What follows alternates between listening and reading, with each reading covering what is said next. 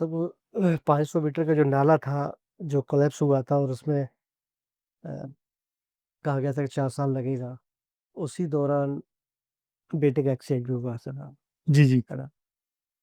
और आपको बहुत ज़्यादा ज़रूरत थी बेटे के पास, तब आप देश के लिए पहले हुआ था, उससे मैं जॉइन करने से पहले हुआ था। हाँ, आप जॉइन करने से पहले सॉरी। जी, जी। लेकिन आपको कहा गया कि नहीं, पहले भारत पहनिए आप।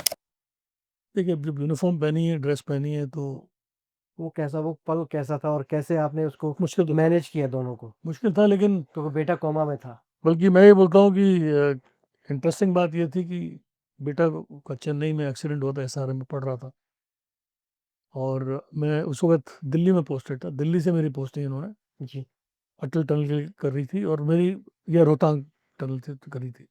मेरी रिक्वायरमेंट थी कि मैं चेन्नई में बेटे के पास जाऊँ, क्योंकि 1 साल के लिए उसको अंडर ऑब्जर्वेशन रखना था, हेड इंजरी थी उसकी। जी। बट उन्होंने कहा कि आपको यहाँ जाना है क्योंकि शायद आपकी एक्सपर्टीज़ की यहाँ ज़रूरत ज़्यादा है। हुँ, एंड मैंने खैर प्रे किया और भगवान का शुक्र है कि बेटा भी करीब 3 महीने के अंदर वो रिकवर कर गया। साथ ही साथ टनल का इश्यू भी, जो नॉर्थ पोर्ट में फँसा हुआ था साउथ पोर्ट में, वो भी वो भी क्लियर हो गया। रिकवर हो गया। तो दोनों चीज़ अपने आप ठीक हो गई। मतलब मैं ये कह मान के चलता हूँ कि शायद नियति थी या जो भी डायरेक्शंस थे। हुँ, हुँ, मुश्किल पल ज़रूर था। मेरी वाइफ़ वो तो चली गई थी वहाँ पे, उन्होंने अपने मेरे बेटे के साथ समय निकाला, जो भी रिक्वायर्ड था, मेडिकल सपोर्ट दिया उसको। हुँ, हुँ। हम काम पर थे।